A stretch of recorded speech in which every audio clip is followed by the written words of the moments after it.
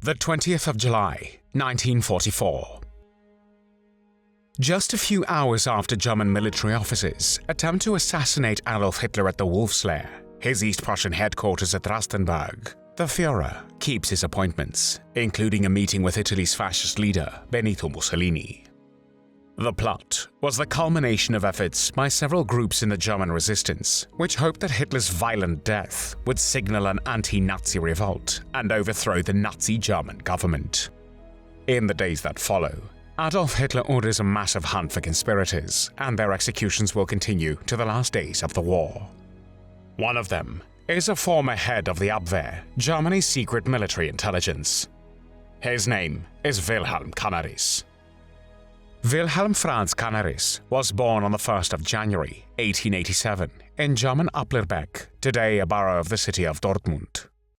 Wilhelm was the youngest of 4 children, of a wealthy industrialist family, and together with his siblings, he grew up in a villa with a park, nursery, and tennis court. Young Wilhelm had housemates from England and was taken to school in a carriage. In school, he was described as a quiet, shy, reserved, and introverted student. From an early age, Canaris aspired to be an officer in the Imperial Navy, but his father encouraged him to join the Imperial Army. However, after his father died of a stroke in September 1904, Canaris applied for a place in the Imperial Navy, and by the outbreak of the First World War, which began on the 28th of July, 1914, he held a position as a naval intelligence officer on board the light cruiser Dresden. Canaris came to the attention of German naval intelligence and was then given intelligence work. German plans to establish intelligence operations in the Mediterranean were underway, and Canaris, who was fluent in Spanish and also spoke good English, decent French, and some Russian, seemed like a good fit for the role. Eventually, he was sent to Spain, where in Madrid his task was to collect intelligence over enemy shipping movements and to establish a supply service for U-boats serving in the Mediterranean. When the First World War ended, on the 11th of November 1918, Canaris was serving as the captain of a U-boat.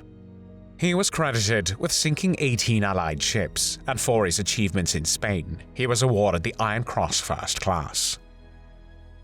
In 1919, Canaris married Erika Wag, also the child of an industrialist with whom he had 2 children.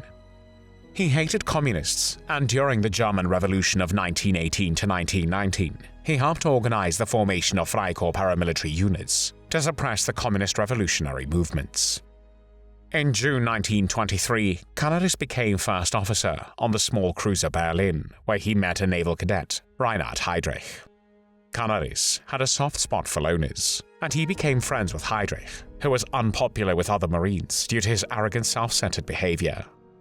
Heydrich soon spent a lot of time at Canaris' house, playing music with Erika Canaris while Canaris cooked. On the 30th of January 1933, Adolf Hitler was appointed Chancellor of Germany by President Paul von Hindenburg. When the Nazis came to power, Canaris thought they were just what the new Germany needed.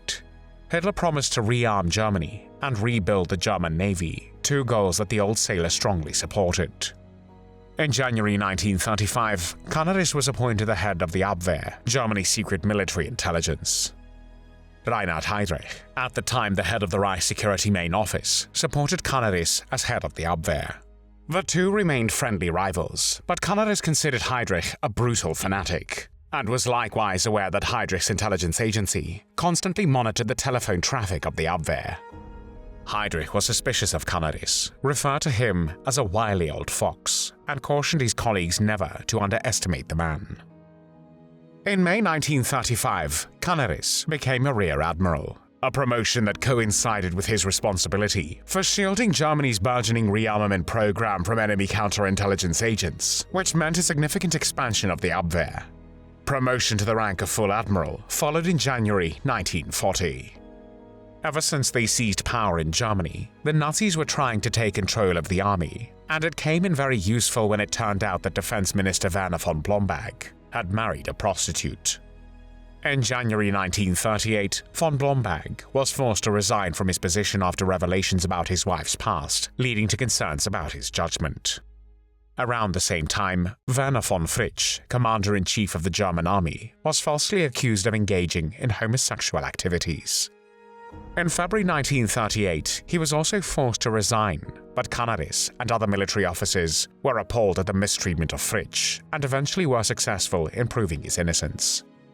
After Werner von Blomberg and Werner von Fritsch were removed from their positions, Hitler assumed the position of Supreme Commander of the Armed Forces, consolidating military and political power in his hands. Canaris subscribed to most of Hitler's views, since Hitler's nationalism, his social Darwinist beliefs, his opposition to the Versailles Treaty, his belief in rebuilding a greater German Reich, and his anti-Semitic ideology appealed to the Abwehr chief.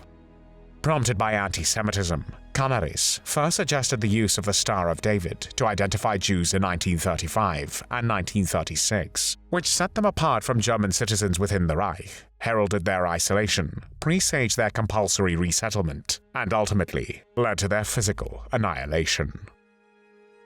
However, the forced resignations of Werner von Blomberg and Werner von Fritsch was the point at which Canaris began to turn away from Hitler. In February 1938, 1 month before Hitler's annexation of Austria, known as the Anschluss, Canaris put the Abwehr into action and personally oversaw deception operations. These were designed to give the Austrians the impression of what appeared to be substantial German military preparations for an impending act of aggression.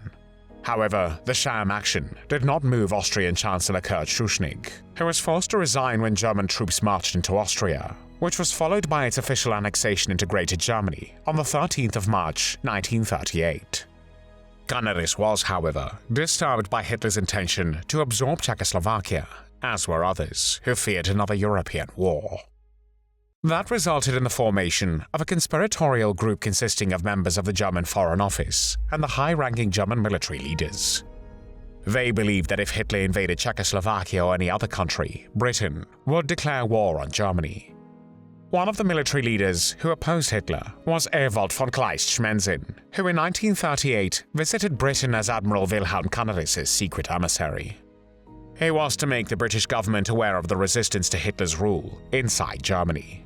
Ewald von Kleist-Schmencin used his contacts with Winston Churchill and other high-ranking politicians to try to shift British policy away from one of appeasement to one based more on the use of force.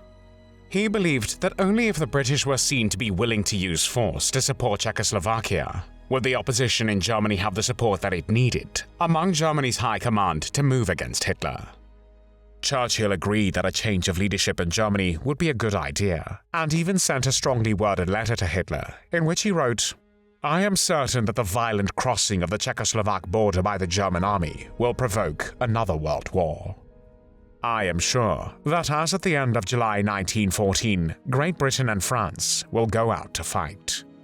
I urge you to be under no illusions. Once this war begins, it will be brought to a bitter end, just like the last one." Hitler read the letter, but since Churchill was not yet Prime Minister, he did not react.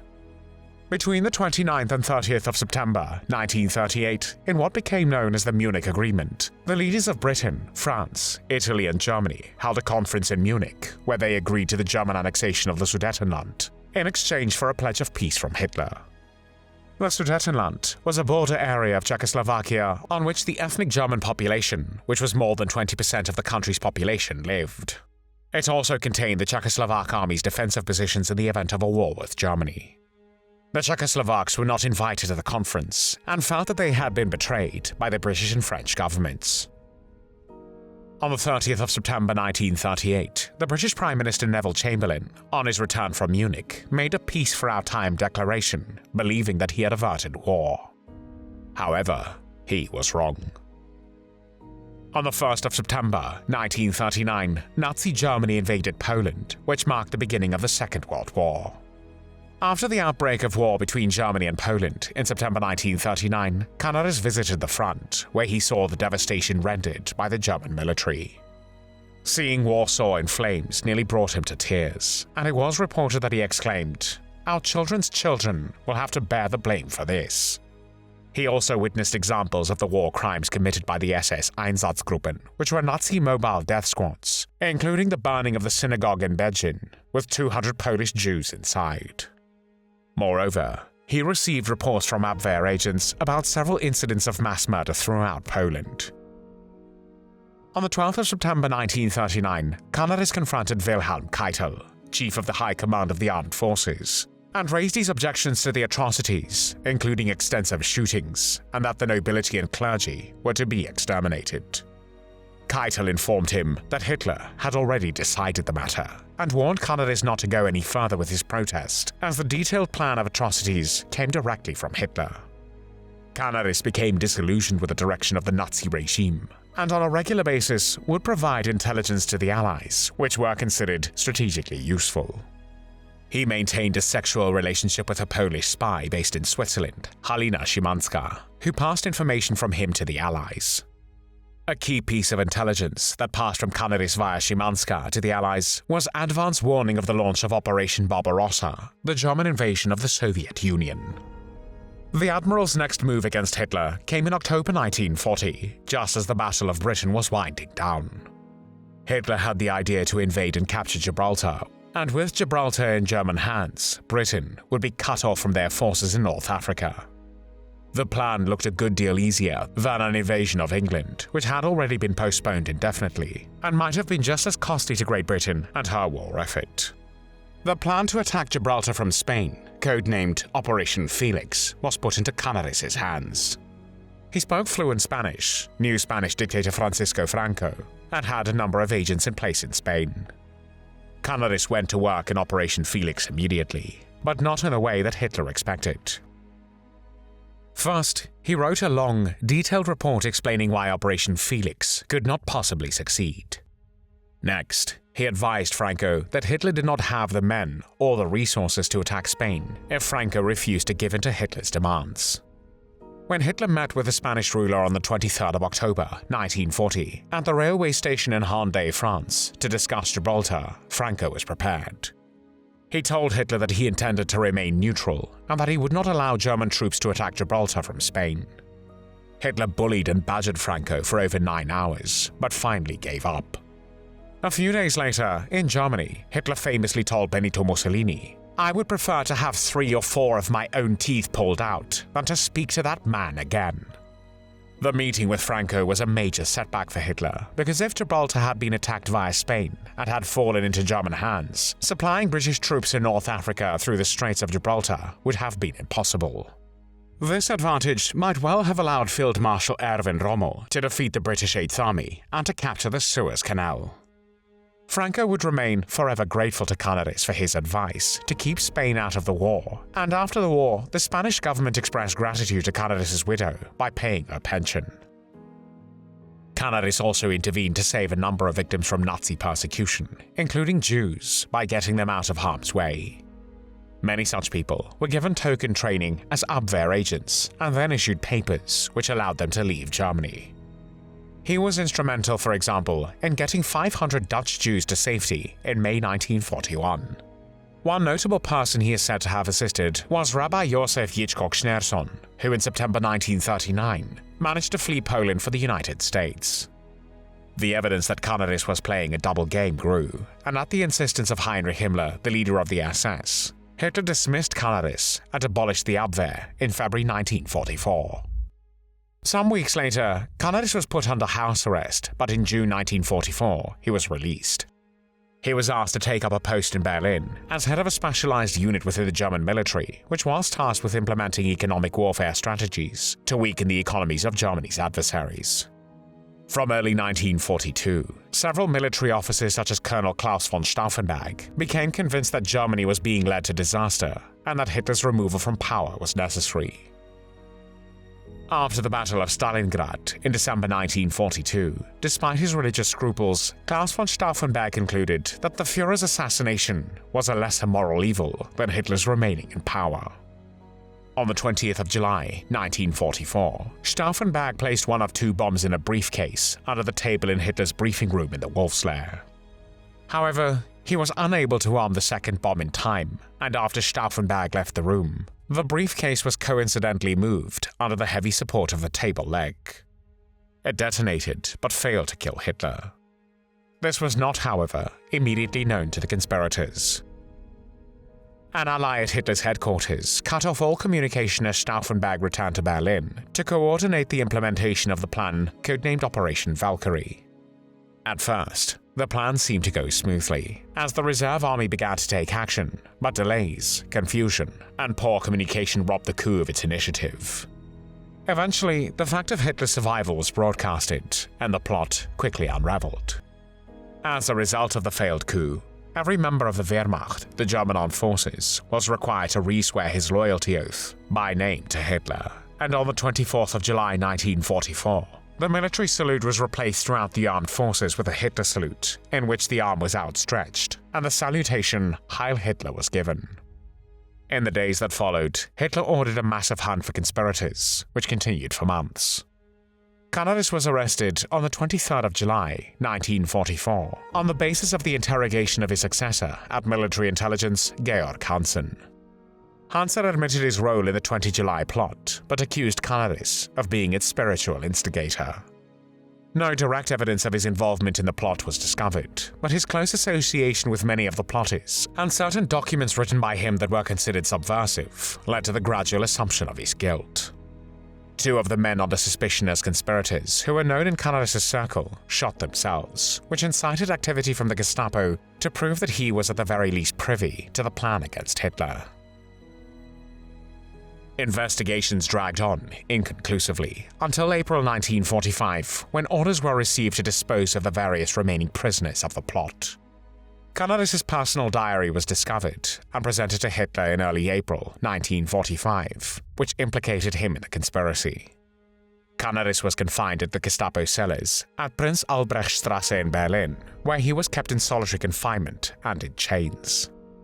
His cell door was permanently open, and the light burned continually, day and night. He was given only 1/3 of the normal prison rations, and as the winter set in, his starved body suffered cruelly from the cold. Occasionally he was humiliated by being forced to do menial jobs, such as scrubbing the prison floor, while the SS men mocked him. On the 7th of February 1945, Canaris was brought to the Flossenbürg concentration camp, where he was ill-treated and often endured having his face slapped by the SS guards. However, for months, Canaris baffled the SS interrogators with one ruse after the other, and he denied all personal complicity in the conspiracy. He never betrayed his fellow participants in the resistance movement. One of Canaris' fellow prisoners, the Danish Colonel Hans Lunding, the former director of the Danish military intelligence, who was imprisoned in the cell next to Canaris, said that the former head of the Abwehr, through tapping on the wall in his cell, told him, "This is the end, badly mishandled, my nose broken. I have done nothing against Germany. If you survive, please tell my wife." In the grey morning hours on the 9th of April, 1945, just 1 month before the end of the war in Europe, gallows were erected hastily in the courtyard of Flossenbürg. Canaris, then 58 years old, was ordered to remove his clothing and was led to the gallows naked. After he knelt for the last time to pray, by Hitler's direct orders, he was hanged with a meat hook and a thin hemp rope, which the people called a piano wire. In some cases, this barbaric method of execution caused the death struggle to last for 20 minutes. After Canaris died, his corpse was left to rot, then cremated and the ashes scattered. Before his execution, Canaris said of his actions, "I die for my fatherland. I have a clear conscience. I only did my duty to my country when I tried to oppose the criminal folly of Hitler." In the end, Wilhelm Canaris, who hated the entire Nazi system and did everything he could to frustrate Hitler's plans, would pay for his resistance with his own life.